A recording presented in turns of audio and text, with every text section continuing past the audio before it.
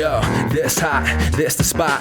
There it is, pod.com. We're interviewing the best comedians, so tune in quick and get your ears receiving them. We talking about life and life to stream right to you, from the microphone right to your home, dude. Side note, this might get embarrassing, but no, don't sweat, yo, cause there it is.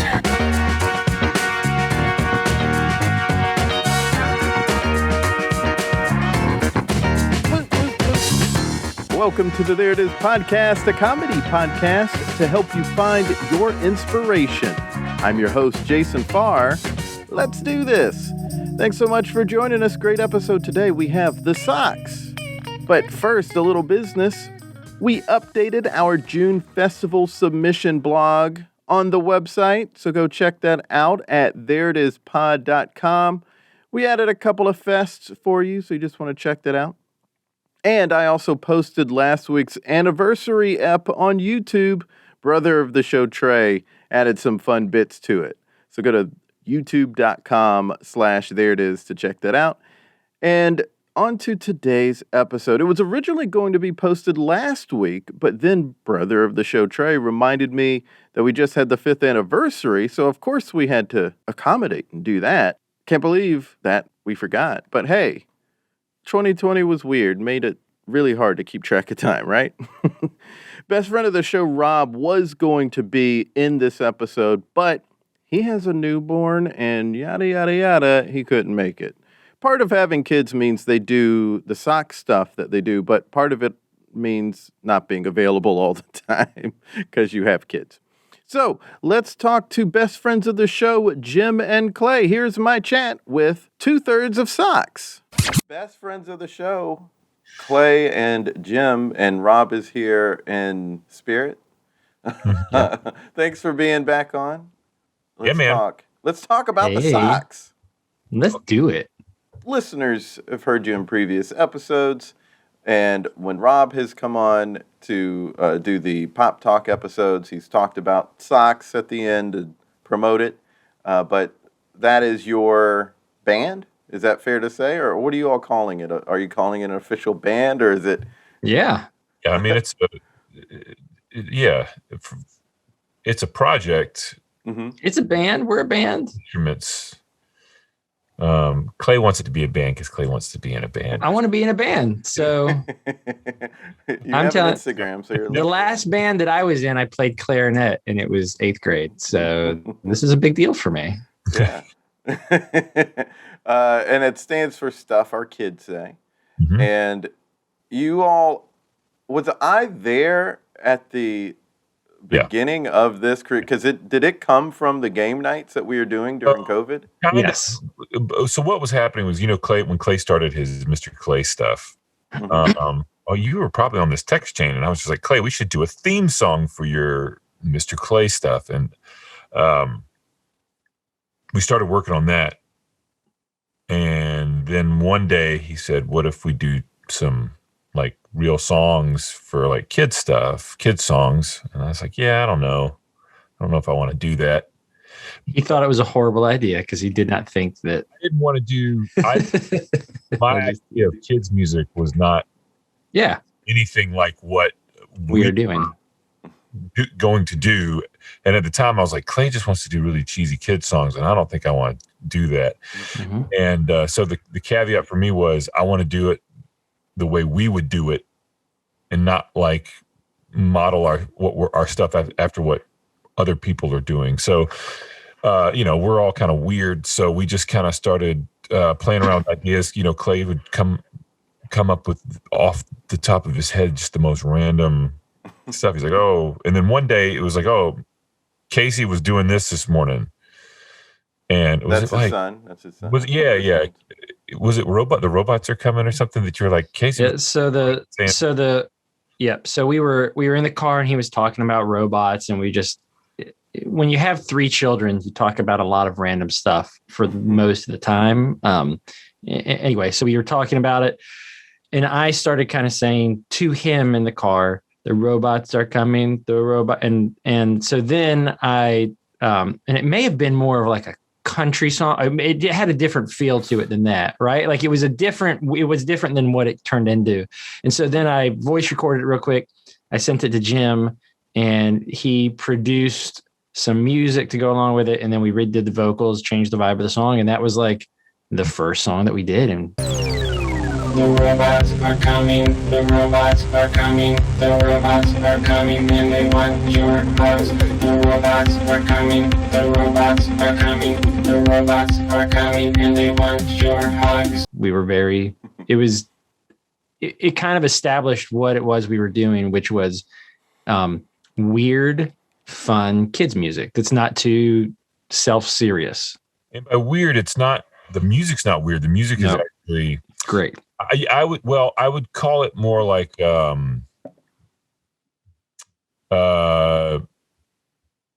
engaging adult type music, like from pop to rock to funk, punk, blues, country. We do a little bit of everything, but the music is, I guess, adult.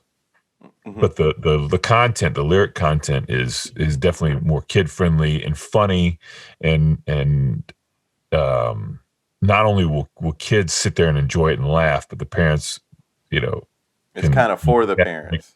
Yeah, it's written on that perspective of the shared experience that parents have with each other about their kids saying random things, totally random, ridiculous things, and it took us a while to kind of figure out that that's what we were going to do. We've probably got a dozen or more songs that we worked on that never left the cutting room floor just because, we kind of figured out, hey, what if we did, let's do this. Our kids are saying just the most random stuff. Let's kind of keep going down this path and see what happens. So that's what we did. And here we are. Yeah, here we are. And so each of you have contributed some of those kind of things, like my kid said this random thing today. Yeah. And a lot of Clay's, so good with lyrics, was super impressive with how he just off the top of his, I've been in the music business a long time, but Clay's really good about coming up with lyrics fast and creatively, and we vibe well off of that with each other. And Clay's not afraid to tell me when I've done something, like come up with lyrics. He's like, I'm not really feeling that. We need to change it to this, and vice versa. Clay's got a really good talent for lyric and word content, and it's been a really cool experience doing that with Clay, because he's not afraid to try anything or experiment with those things because he's not a traditional musician. So I guess just for those who haven't heard me on the other ones, I'm a speech pathologist, right? And so we play with words a lot during the day. I read lots of kids' books. I listen to a ton of kids' music. I like tons of nursery rhymes, rhyming book, just lots and lots and lots of stuff like that. And I think that after doing this job for 15 years, then some of those, the way that stuff is written has kind of seeped into my brain. And it drives Lisa, my wife, kind of crazy, because I often will like start singing something that the kids say, or I think she's just very happy that I have an outlet that's way more appropriate for it now, as opposed to like, Target, just walking down the aisle singing to myself. But yeah, it's been a lot of fun. And so since Jim said some very nice things, I will also say to him, what's been fun about it for me is, and you guys have known me for, gosh, how long have we known each other now? How many years? Almost 21 years. 21 years? Summer.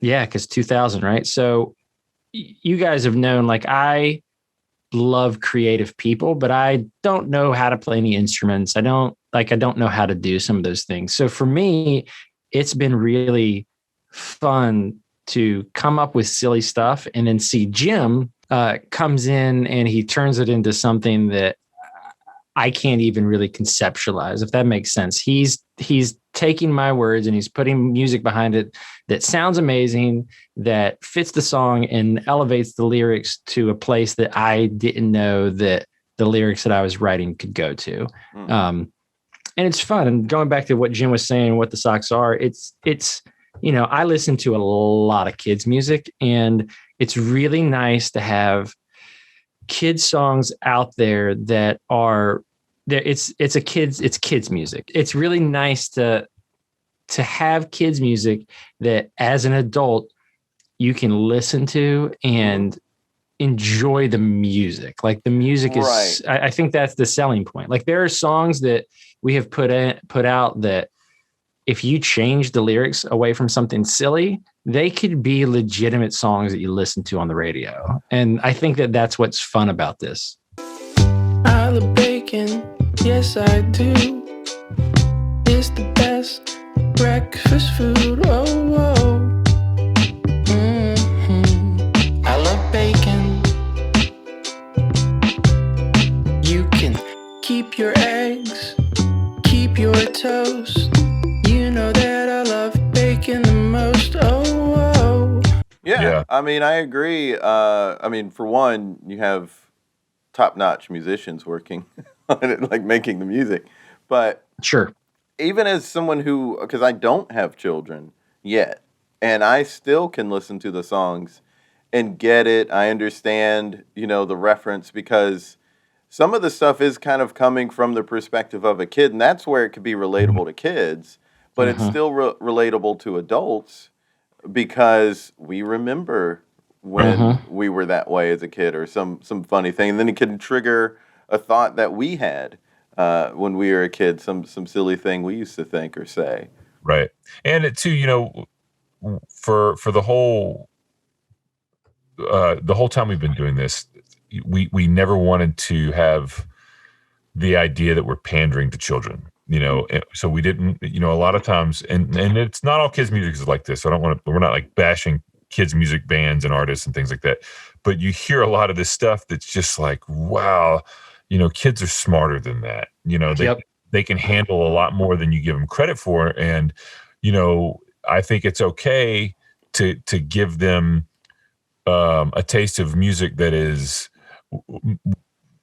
better, or not better, but more in depth than the silly little MIDI kid songs that you hear a lot of people playing for their children. And so that, since the beginning, and for me, it was fun because, I told Clay, I said, I'm going to make this music, but I'm going to do it the way, when I say we want to hear it. And I'm not going to stick to one genre. And sometimes that's bitten us in the butt. Sometimes songs don't work out. We play it and like, okay, well, that was a bad idea. But then other times we're like, all right, we have a hip hop song, we have a rock song, we have a hard rock song. Now I can ride my bike with all of my friends. I got wheels this weekend. And for me, that's just a ton of fun because we're not beholden to anybody telling us what we can and can't do. We're just going to do it and see if it works. And it's been awesome. I've really gotten to expand my, as a bass player and vocalist. I've played a ton of guitar on this stuff, along with Rob playing all the really awesome guitar parts. But then, keyboards and I'm doing the drums and it's the experimentation for me has been enlightening. And not only doing that, but being the audio engineer, doing it all out of my home studio, it gave me something to educate myself on, learning a lot about engineering and sound design and making records not sound like I did it in my home studio.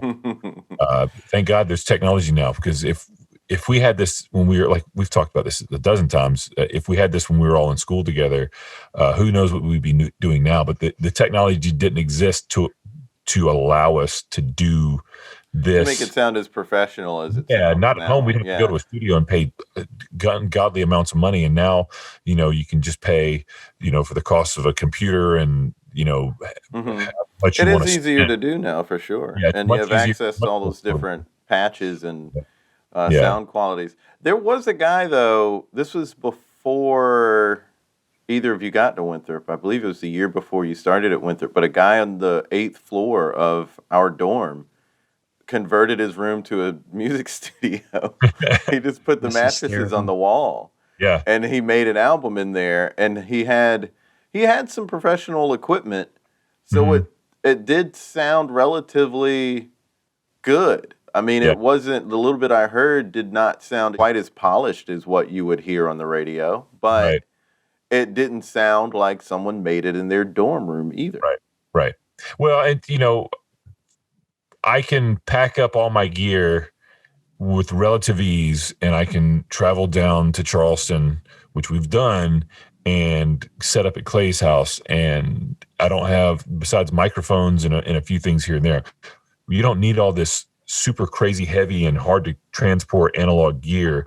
It's all pretty much for what we do. Everything's digital. It's all plugins, recorded straight into your DAW, and then you can edit and EQ and add all your things that you would find in a studio. You have it in a digital format, and it makes the process for us a lot easier and more enjoyable because we're not spending hours of time setting up. Oh yeah. Right. I'll also say a part of this that I think is fun to talk about is we started this during the pandemic, right? So Jim and I both, I mean, everybody in the country saw major shifts in our job and changes in our time and what we had time to do. And it was so nice to have time to like focus on something like this, because it was nothing that I think any of us thought that we'd ever be doing.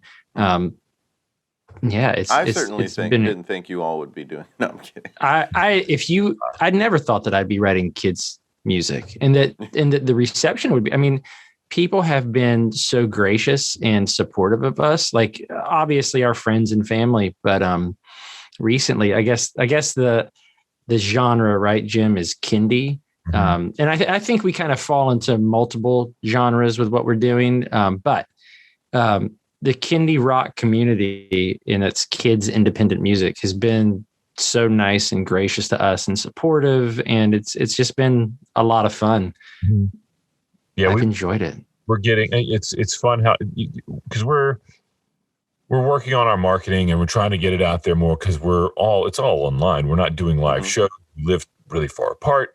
But the fact that we're getting emails, every now and then something pops up, this company or place, organization out of Oregon or somebody out of New Mexico, hey, can we, we want to do this podcast or we want to do this radio show and we want to feature your song for this. And would you mind if we talked about it? Like, yeah, absolutely. This is great. So the natural organic nature of how this is all kind of done makes us feel like we're definitely doing something right. Mm-hmm. Yeah. For sure. And I mean, it's for somebody who was a touring musician for the last 15 years and then found himself not doing music at all. First of all, it was terrifying. And then secondly, I was like, well, this is actually, for me, it's been super rewarding because I get to really, experiment and do things that I hadn't done before with some of my best friends for the last 2 decades, which has been awesome. Yeah. And you got to, even though it was during the pandemic, but when things had, I guess, calmed a little bit during the pandemic, you two got to spend time together and work on this together because, Clay, you went up to Nashville to Jim's place to work on things. So that obviously helped create a lot of material. Yep. We did. We worked on a lot of Clay's vocal stuff for the songs he was singing on, but then we ended up right the night before he left. We were sitting down here in this studio and came up with Training Wheels, a song on our debut record, and it took us about 15 minutes to write it. It was just one of those like, oh, this is great, and then it turned in a lot of people really liked that song. One of the fastest songs we've written together. The only songs we've written in person, I think, together. Yeah, I was about to say, I think it's the only one that we sat down. We have some more for like a next album that we've done, but it's the only one that anybody's heard. And I remember Jim just started kind of playing something on his guitar, and that became the song. It's been a lot of fun. I think all of us wish that we lived a little closer together, because I think that we'd be churning out stuff pretty quickly. I mean, yeah, it sounded just from my position, seeing you two talk about things and share videos and pics with us. I think you even FaceTime when you were there. So it seemed like you were able to work really fast. And that's obviously good. It is great that you've been able to do stuff on, I guess online or through messages and through talking on the phone. But obviously, it was a lot faster to do it in person. Can you talk about that difference of trying to create something in person versus the way you had to do it most of the time for this album? So for me, I think the difference is pretty obvious that being in person, you're having that real time back and forth. But at the same time, it's not necessarily, it's better to be in person, I think, just because you have that immediate reaction and back and forth. But I still get a lot of content from Clay doing it remotely as well. Mm-hmm. They both present challenges. Sometimes when you're in person and you're doing it real time, I'd like to say that I'm so creative that I can instantly come up with parts and I can just jam it out right then. But sometimes that does happen, but it doesn't always happen. Mm-hmm. So for me, I like being able to be down here by myself and nobody can hear all the terrible mistakes that I'm making as I'm figuring it out, coming up with instrument parts. But at the same time, when you're in the room together, nobody really cares that you playing wrong notes. You're just trying to figure it out. Mm-hmm. And making it happen. And there's definitely a vibe difference when you're bouncing ideas off each other in person, which is great. So they both have their pros and cons. The con of being remote is that Clay sends me something and then I'm going to take it and I'm going to work on an idea and then I'm going to send it back and then he's going to listen and he's going to give me ideas and then I'm going to take it back. So it definitely takes longer. Mm-hmm. But at the same time, it gives me the freedom to really sit and create, and I'm not really working under time constraints doing the remote. But at the same time, we didn't actually do training wheels. We didn't track that. We just came up with the idea. But we knew exactly, once we played it, we were like, okay, this is what it's going to sound like. It's going to be this type of song. We knew exactly what type of song it turned into when we wrote it. And that doesn't always happen with the other songs. I think also, and this would go for anything that the four of us do together, there's an intimacy in knowing someone for 20 years that allows you to, we're just comfortable in a way that I will probably never be comfortable with anybody else other than like close family members, right? So like when you're silly with four people, and I know that we're being kind of serious right now, but the four of us are, I would describe, incredibly silly humans. And when you're like that, and I don't know, it just really plays into it. Also, we are, and Jim kind of mentioned this a little while ago, there's no playbook, there's no instruction manual for what it is that we're doing. And that's been an amazing freeing part of this, because I am allowed, I can send something to Jim and he can literally do whatever he wants to with it. And that's super freeing and it's been fun. Mm-hmm. And I listen, I would love for us all to be together, but I'm like Jim, I've kind of enjoyed being able to send something to him, get it out there, and then not think of it for a couple of days and come back to it and let it like roll around between text messages and stuff. Like it's been a nice process. Yeah. And, we're not, putting all our eggs in the basket and like saying this, if this doesn't work, we're what are we going to do?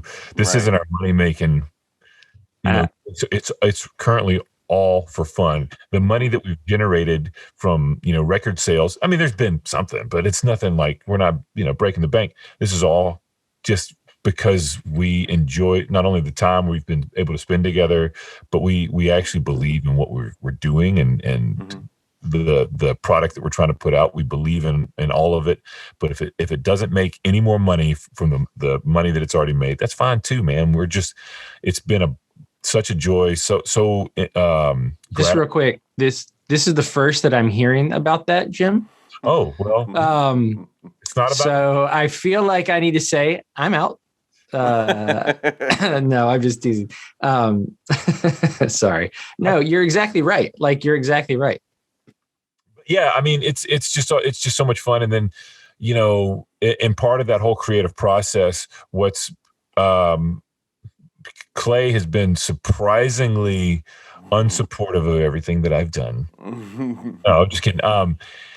Clay is not. He'll listen and actually like gives really good feedback, which is really surprising for somebody who's not a traditional musician. And I say that, but Clay is he's a creative person, and Clay has multiple times, when I'm like, hey man, I need you to listen to this and listen to the song, not just to see how cool it is that you got your voice on a record, but listen and give me feedback and give me notes. Cause that's how I work with when I'm doing my mixing stuff with all the little intricacies of the parts. And Clay's not afraid to jump right in and be like, hey, I don't like that.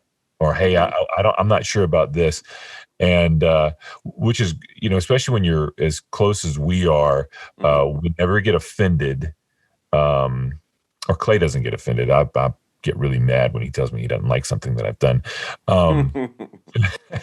But we can do that, and nobody's like gets their feelings hurt because it doesn't stop the creative process.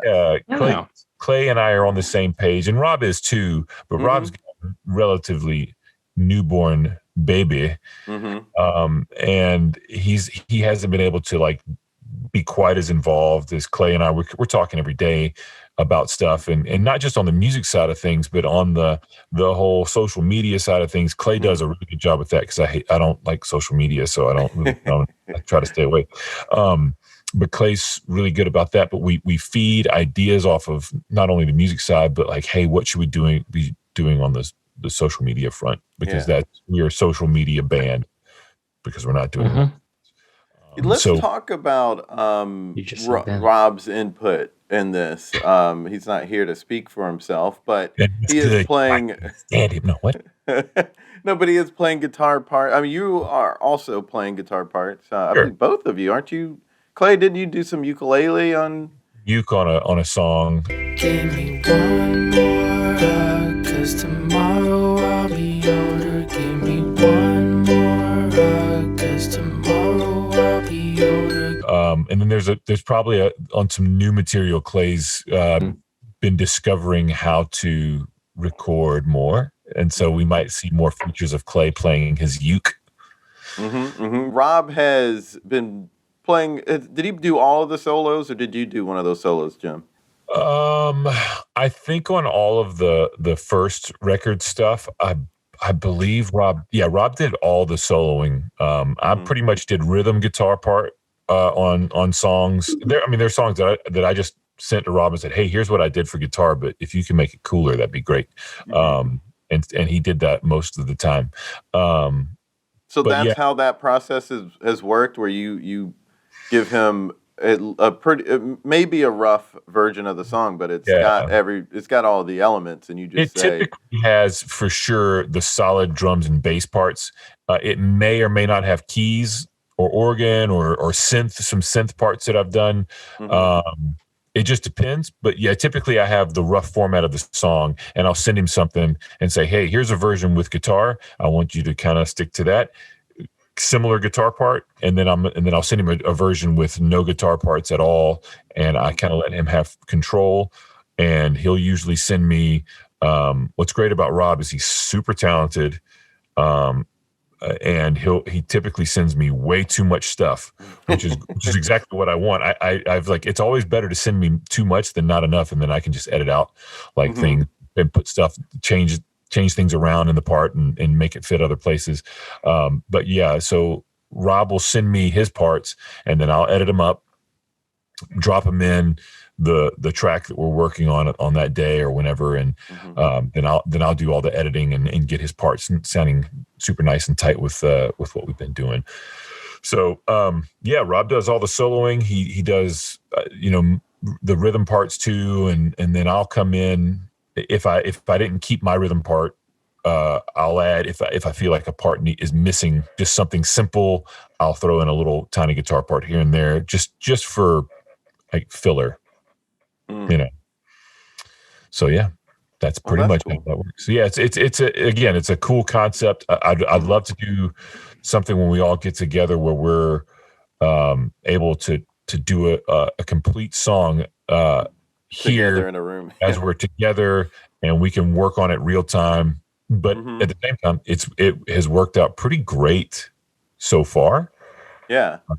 Well, I imagine, if I could see this happening, if you all were in a room together and Rob was like, oh, I can do this guitar part on rhythm, then that could spur some ideas for bass or even spur some lyrics or just some melodies or something. Right. Yeah. And that's, that's something I'm looking forward to. I think we're hoping, hopefully we can all get together again this year before the year's out and spend some time together, all four of us. I'd like to be the ditty of the of the production. I want to come in and just go, yeah, girl, or whatever. I think you should. That's fun. It'd probably be yes, squirrel. Because it's for kids. It is for kids. Yeah, because it's for kids, and kids love squirrels. My kids try to catch squirrels very often. Well, what's that, Jim? Have they ever been successful at catching a squirrel? We have not, but we have some pretty domestic squirrels in our neighborhood. Like they are aggressively casual squirrels. Like they will come and sit on the porch swing and like watch me eat breakfast and drink a cup of coffee. Like, hey man, how's it going today? Or expecting to give them some food. Yeah, they're hilarious. Yeah, just don't show them squirrel TikTok or all these people have domesticated squirrels, because then your kids will want a pet squirrel. I didn't even know that was a thing. I knew a guy who domesticated a squirrel, and he ran around his house and then got in his cage at night and slept. It was very weird. Yeah. Squirrels, raccoons, people on the internet are doing all sorts of wild stuff. The thing is, I have 2 squirrels, and this is Gail and this is Wendy. They both are tamed. I feel like somebody, even when we fail. I think it's actually, in a lot of states, it's illegal to do that. So probably is, yeah. Domesticate wildlife. Oh, yeah. But there's some funny TikToks of it. Since we're talking about TikTok, how are you all trying to use social media? Like, what is the plan of attack there? Oh. So for me, it's trying to convince the other two to show their faces on social media.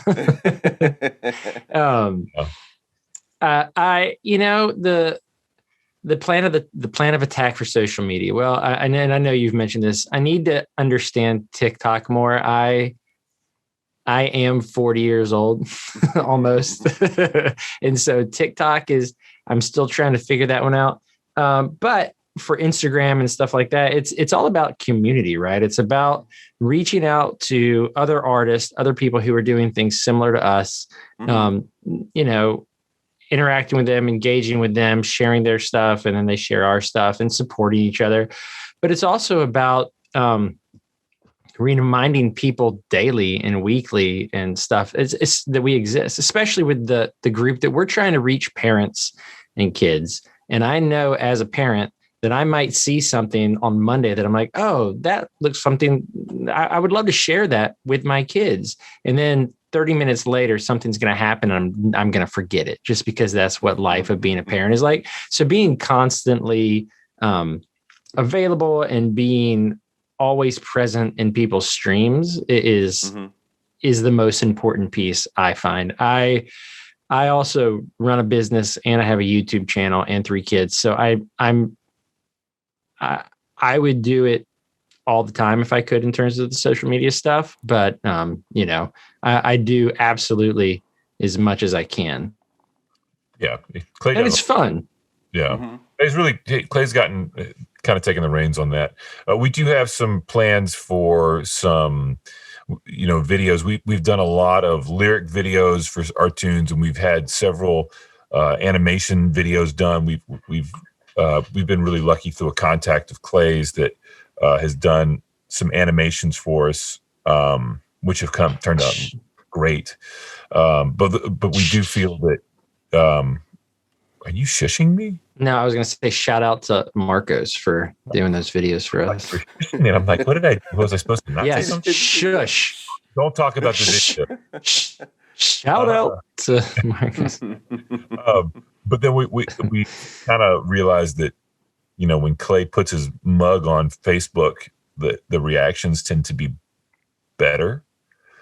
So we've already discussed some real videos with us in them, involving us, each other, our kids. And I think people like the human element. I mean, so the On the Farm video that we released, I love that video because it's exactly what I see the band doing in terms of content. So the On the Farm video is On the Farm is a song that's a bizarre. It's a guy. He's a farmer. His name is Old Man Dinglehopper. He owns a really bizarre farm. This kid is on a field trip, goes to the farm, and this guy is showing him all kinds of like really crazy animals. And I love that song. I think it's so much fun and it's so ridiculous and hilarious. I got all kind of animals on my farm. What else do you have? I got a 3-toed sloth on my farm. Well, that's kind of random, but okay. I got the missing link on my farm. I'm sorry, you have what? And so when we made the video for that, we went with what looks like really generic kind of animation that you see on a lot of videos for YouTube's, but it just slowly progresses in weirdness. And I love that. It's exactly what I was hoping for, was this bizarre take on the old McDonald's stuff that you see everywhere on YouTube. It's that being said, it'd be great for us to get together and do a video for Floor is Lava or something like that, where we're all in the same space. You could be the Lonely Island of Kindy music. It'd be great. There you go. I think one of my favorite comments about On the Farm was a person that hosts a radio show out of radio. Yeah. It was what's it called, Clay? Radioactive Kids. Radioactive Kids, yeah. And they posted a link after they had played like 3 of our songs, and then they posted on the farm video saying that this is a hilarious take on a song which is kind of making fun of corporate kids music, and I'm not quoting exactly what they said, but it was something along it's true. It's like we're just making fun of, first of all, ourselves first and foremost, and then secondly, making fun of like how ridiculous, a lot of kids music can be. But our way of making it ridiculous is the kind of animals that we had on our farm, and how, and the kids saw right through it. Like, hey man, you don't have this. And that's the whole point of the song. Like, it's supposed to be like, it starts off real serious, and the kid's just like, dude, you are out of your mind. Right.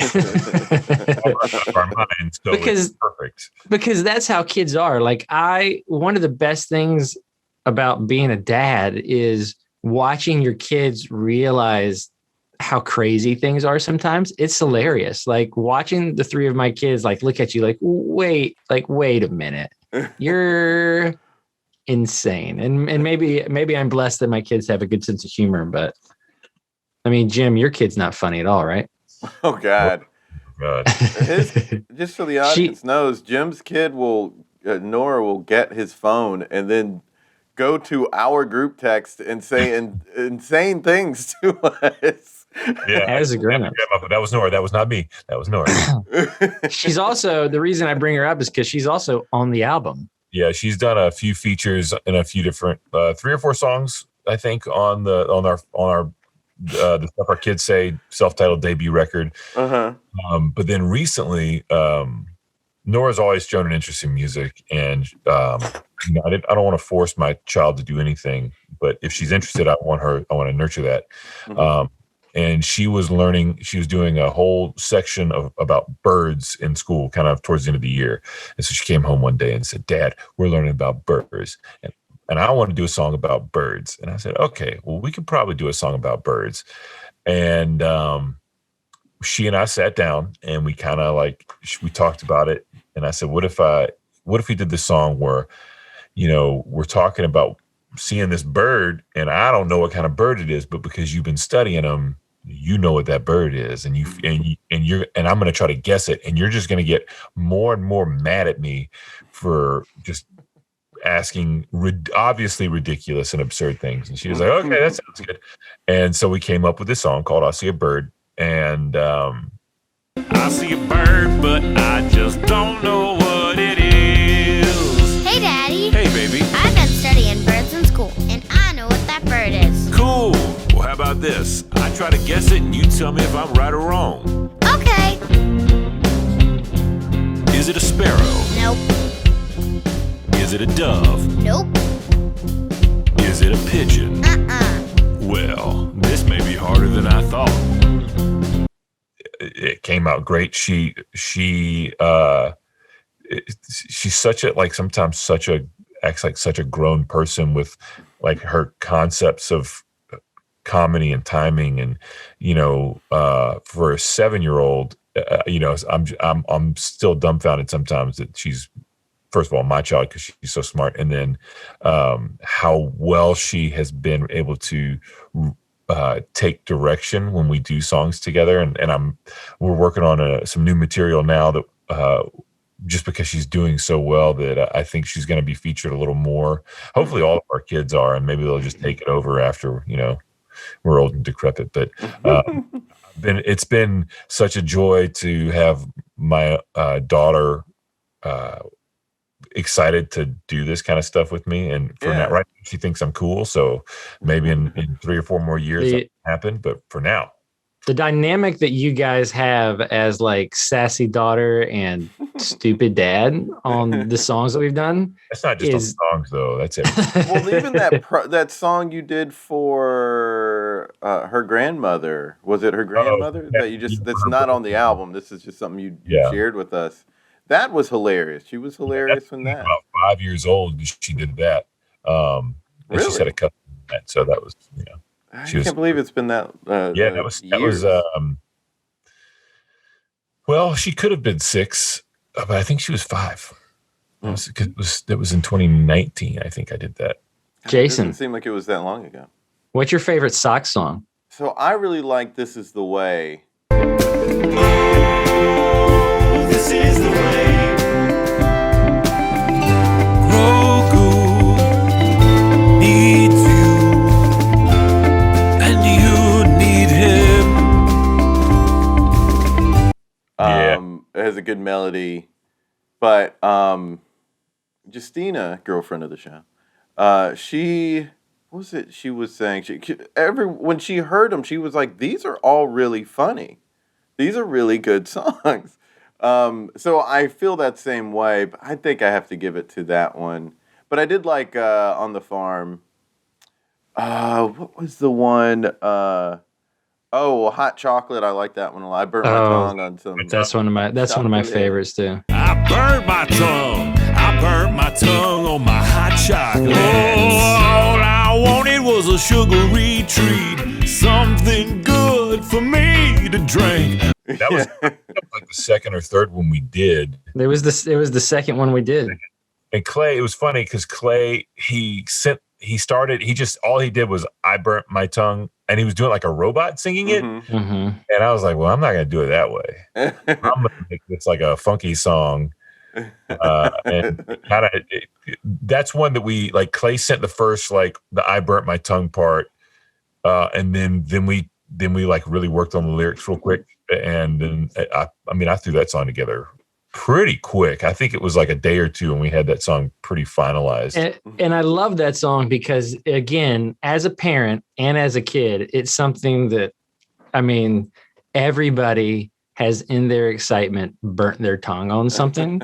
Yeah. We took our son, we all went as a family to this big event and they were serving hot chocolate. And I was like, Case, don't drink the hot chocolate yet. You're going to burn your Case. You have to wait. And then what did he do but burn the ever. I mean, he was in so much pain, and we had to leave the event. And as I'm sitting there nurturing him, I'm like, "This is a song.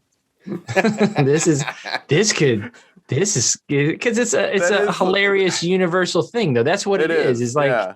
Is there's these universal truths of parenting, and then as of being about being a kid, where it's like these things are happening to all of us all of the time, and it's fun to celebrate it and to be silly about it and to make songs about it.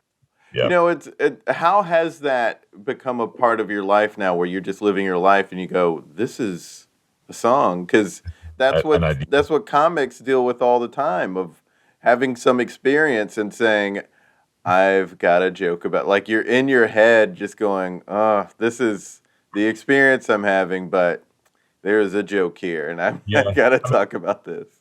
That's kind of, I mean, that's, you know, as a musician, you kind of walk around and you think of a melody or a lyric. And then now that Clay's more, in tune with that, I mean, Clay sends stuff all the time. Yeah, I a snake a week or two ago, and he sent a song about a snake bite cat. You know, and he was playing something cool, and it's probably the best of the thing. But that song isn't one that could be used by the SOKS. Yeah, it can. Snake bite cat. Snake bite cat. The name of the song would be dark. Snake Bite. Snake Bite, yeah. That's not dark. It got dark, but I can lighten it up. We get swampy Louisiana, like kind of feel, and all right, fair enough. It's just, but it's so much fun to write silly stuff. So yeah, I mean, I think about kids' songs now, kind of all the time, every day. But again, people need to know, like, I wake up and there's 3 kids in my house. I go to work and there's kids all over my clinic. Like, it's hard for me to separate myself from what the perspective of a child might be. And also that's like constant fodder for more material. Yes. I mean, while that's brought up, while we're talking about it, does that mean we have more albums to come? Like, when is the likelihood of another album? So, I think we definitely have more stuff that we've been working on. We probably got about, a half dozen, maybe even a dozen ideas that we've started on both ends, like with things, So yeah, there will be more material, more content. I think now, I mean, we put out "I Saw a Bird" just for Nora, so she wanted to show her class. But that again became, somebody contacted me about that song and said, "Hey, do you mind if I take this song and play it on the radio?" Right. Somebody played it on the radio station. I don't even know how they got they must have pulled the song from YouTube and somehow ripped the audio, which is the terrible sound quality once you do that. And I would have just sent them the file, but people have taken that song and pulled it and used it on radio already. And, we're definitely excited about more stuff. We especially now that we're, it'd be our sophomore album. I think we're starting to kind of figure out more of like how we're structuring these songs and how they should fit, and like, even, is going down as far as talking about, hey, we should keep most songs of a record at this tempo, because that way you'll be more engaged if they're all around here. You have 1 or 2 sprinkled down on like the slower ballad side, and maybe a few fast barn burner songs, but like you get, hey, between this range and this range, it seems to keep people more engaged, and they seem to listen to these songs more frequently. So there's definitely more coming, and we'll probably still be more along the lines of, we're going to do whatever we want to do as far as stylistically, but we're currently just kind of still working off of the SOKS first record, using that, because there's 20 songs. There's 19 songs, and there's a song that has 2 different versions with my buddy Adam Craig that sang on it. So yeah, I mean, that's 19 songs for a record that's a lot. Yeah. And I want people to have more time with this one. It's so funny. I've got close friends who know I put out an album with my buddies and still haven't had a chance to like fully digest it yet. What's that? Those aren't close friends. They haven't listened. Well, they tell me they're my close friends. They wish me happy birthday on Facebook. That's friendship. No, I'm excited for people to have some more time with this one to kind of digest it a little bit. I mean, this whole project didn't exist pre-pandemic.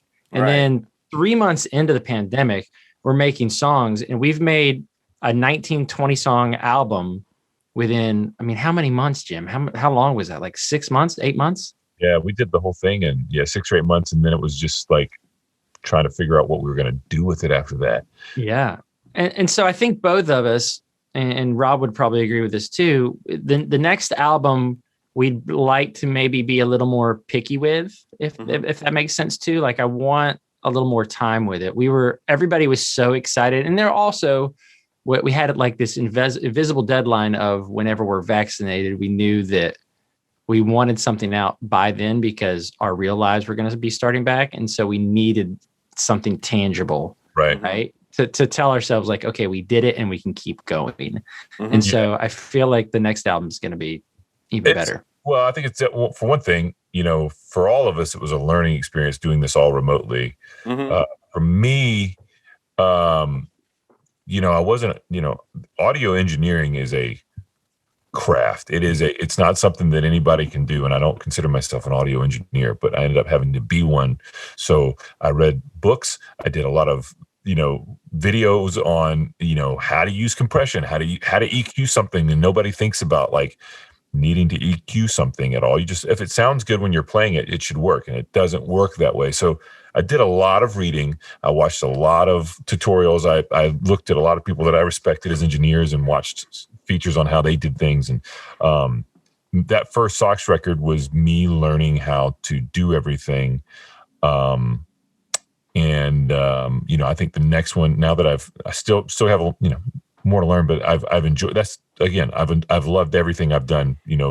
Learning how to be an engineer for music has been pretty awesome, and I'm excited to see what happens on the next round of stuff. Now that we've all kind of already jumped in, we dove in head first, and now we're kind of deep in the water. And ready for, whatever comes next. It's going to be, we've already got song ideas. So we just got to figure out the next step. What are we going to do? When are we going to start actually recording and putting out new content that's not our debut record? Dope. Well, I'm excited too. Are you? I'm just kidding. Yeah. That sounded really fun, didn't that was you? That was me. I'm the one who did that. Well, we're at the end of the episode. It's time to create something together, fellas. This has been fun. Let's demonstrate how you come up with a song, maybe. I've seen it a million times because Clay, even just joking around, will just have some random song that he's throwing out, making silly lyrics to. So how can we demonstrate that for the listeners? Do we have what would you need first, Clay? Would you just need let's see what Jim first of all, Jim is wearing shorts, and he's such a big person that when he's in shorts, it just is always unsettling to me. Jim is 6'7", so that means his shorts are 5 feet long, everybody. It's unnerving. So he's got his bass. I'm wondering if the audio of one will cut out the audio of another. Yeah, it probably won't work. But it'll be fun. Yeah. Well, yeah, let's just go with it. Yeah, I don't think this is going to work. I don't think it is either. Because we can't really record through. It won't sync up. So, I'm not going to do anything. Because I said so, and I don't want to. We're just kidding. I do want to say something. Okay. Well, let's just at least just talk through the process, and then we talk through the process. The process on my end would be, so I've got a ukulele. I am not a musician, so let's keep that in mind for the audience out there. So I've got a ukulele. I can play like 5 chords on it. So I'll start doing stuff like this. What'd you say? So you only need 3. I know.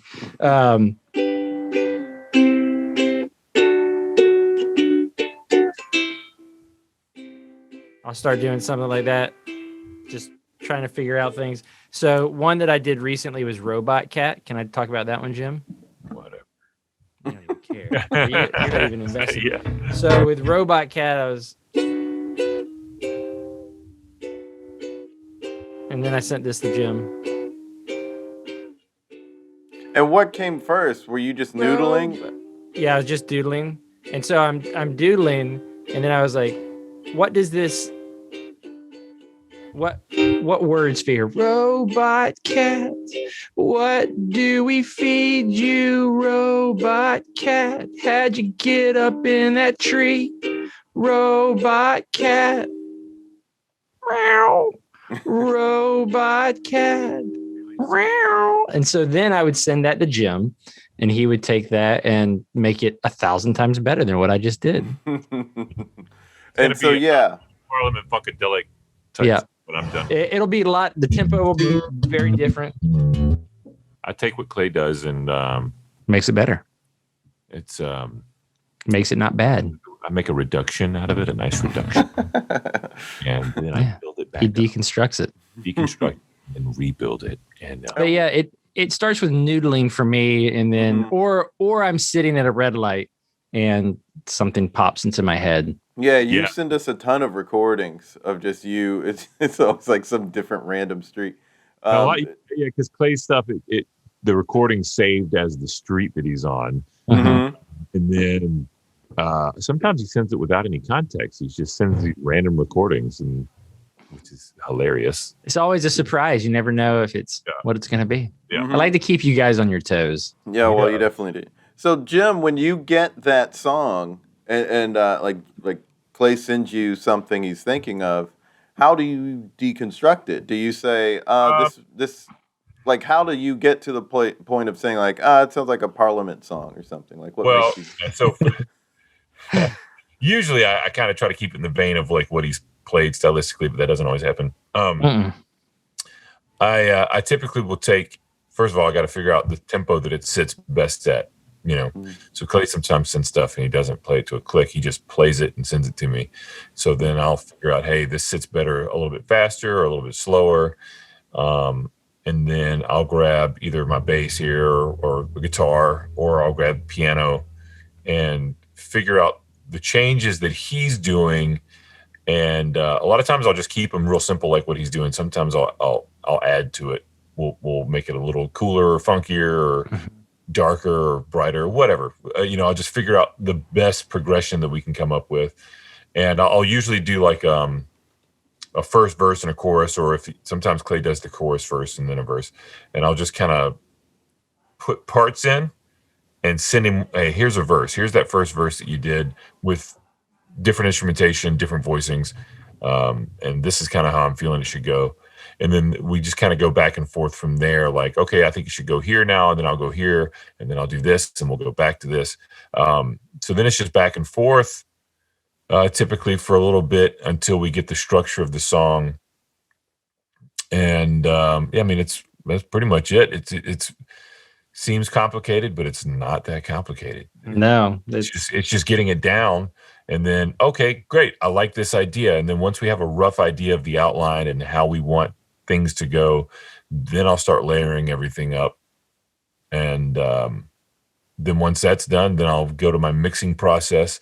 And I think that was the thing Clay had to get used to at first, because I would send stuff and it wouldn't be mixed it would be a super rough mix. And like, man, I don't know. I don't know if I can't understand this part. I don't know what's happening here. I'm like, I'm just throwing parts in first. And then once we get everything in, then I sit back and I'm not going to touch any instruments, and I'm going to start mixing and cleaning everything up, making everything sound the way that I think it should sound. And once we all agree that everything sounds nice, I go and master it make it loud so we can put it on radio. Super easy, guys. Yeah. Anybody can do it. So when you hear the songs from him, when you hear his songs, do you think, are you going through a process of like, that doesn't work, that one works, this one might work, or is it pretty much like, how can I make this work regardless of the song? So I think at first we kind of were like, we would grab anything and working on it. And then there were a couple of songs that, I mean, we tracked, I mean, all the way up to the song getting mastered. And I mastered and which is, you know, when you're doing mixing is a long process. For me, it can take a couple of days to get a song where I feel like it's mixed right. And then you got to master it. And that can take a while too, for me. And so we had done that with like 2 or 3 songs. And then we get back and listen to them. We're like, man, I don't know this. There was a song that we had called Can I Get a Hamster? Jim had already worked on it for many hours. And then he came down to my place. We did all kinds of stuff for it for like another 2 hours.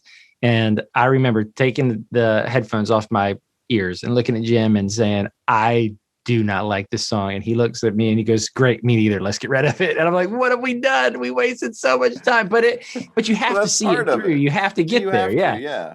That's part of the process. The music sounded really good. The music had a like Lost Lonely Boys kind of vibe to it. And unfortunately, the rest of the song sucked. Yeah, it just didn't work. And there's been, I mean, several of those that we've come up with, and we're just like, yeah, okay. I know we've put a lot of time into this one, but it's a no for me, man. And Clay and I are usually on the same page when we both know it. You know, we've sometimes early on we were trying to make a song work, and it just didn't work. But we tried to do it anyway, and you know, then. You know, now we're at the point now we can kind of figure it out. We're like, okay, I don't feel this song. I don't think this is the right idea for what we're doing. And so we've kind of got a better handle on it now. That's cool. Well, there it is, fellas. Thanks for being on the podcast. Thank you for having us, Mr. Farr. Those guys are jackasses. Really great having them on. Hope you enjoyed that. Really proud of them. Why don't you check out what they've got going on thesoks.com. That's SOKS. And also check out MrClaySLP.com because Jim and Clay do stuff with that. That's Mr. spelled out. On Twitter, you can follow them at @the_SOKS, Instagram at @TheSoksOfficial, and Facebook at @TheSoks. Don't forget, you can follow us on Twitter, Facebook, and Instagram, and follow us on YouTube.com/ThereItIs. Also, subscribe to our Comedy Lifestyle newsletter and support us if you can. We have a Patreon and a PayPal. Go to ThereItIsPod.com for newsletter and support info. Links in bio to all the things. Great episode next week. Until next time, be good to each other. The music for the theme song was created by Neil Brooks. The rap was written and performed by Nick Acevedo. The logo for There It Is was created by Jeff Prater. The There It Is podcast is produced by Jason Farr.